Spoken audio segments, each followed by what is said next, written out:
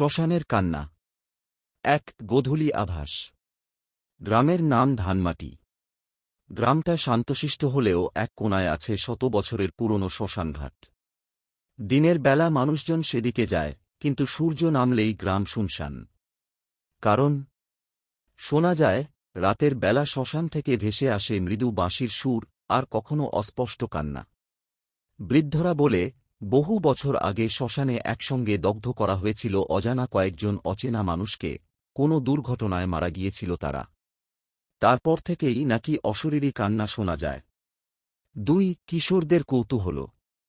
গ্রামের 3 কিশোর, রুবেল, অমিত আর মিলন, একদিন আড্ডা দিতে দিতে ঠিক করল, ভয় কেটে দিতে তারা রাতেই শ্মশানঘাটে যাবে।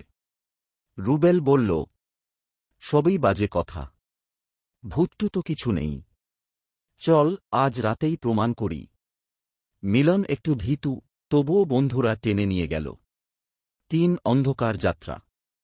রাত তখন প্রায় 11টা। হাতে শুধু একটা লণ্ঠন, সঙ্গে শুকনো কাঠি জ্বালানোর দেশলাই। শ্মশানঘাটে পৌঁছতেই দেখা গেল, চারপাশ ঘন বটগাছে ঢেকে আছে, জোনাকির আলো কাঁপছে। দূরে নদীর ঢেউয়ের শব্দ। হঠাৎ একটা ঠান্ডা হাওয়া এসে লণ্ঠনটা প্রায় নিভিয়ে দিল। মিলন আঁকড়ে ধরল রুবেলের হাত।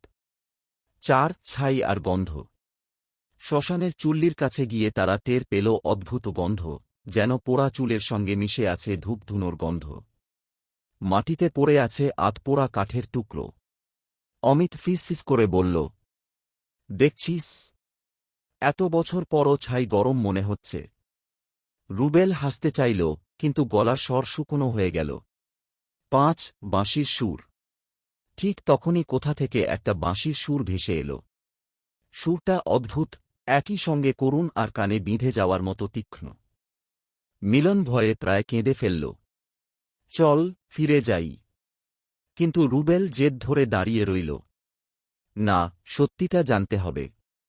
6. আয়নার মতো নদী। তারা এগিয়ে গেল নদীর ধারে। জল শান্ত, আয়নার মতো স্থির। কিন্তু জলে নিজেদের ছায়া দেখা গেল না। বরং দেখা গেল 3টে অচেনা ছায়ামূর্তি দাঁড়িয়ে আছে, তাদের চোখ লালচে, আর হাতে জ্বলন্ত মশাল।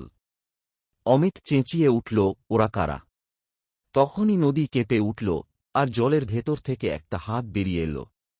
7. কণ্ঠস্বর। একটা ভাঙা কণ্ঠস্বর শোনা গেল। আমাদেরকে দগ্ধ করেছিল মনে আছে? আমাদের সৎকার হয়নি, তাই আমরা কাঁদি, তাই আমরা বাঁশি বাজাই। 3জনই হকচকিয়ে পেছাতে লাগল। কিন্তু চারপাশে যেন পথ নেই। 8. ভস্মের মানুষ।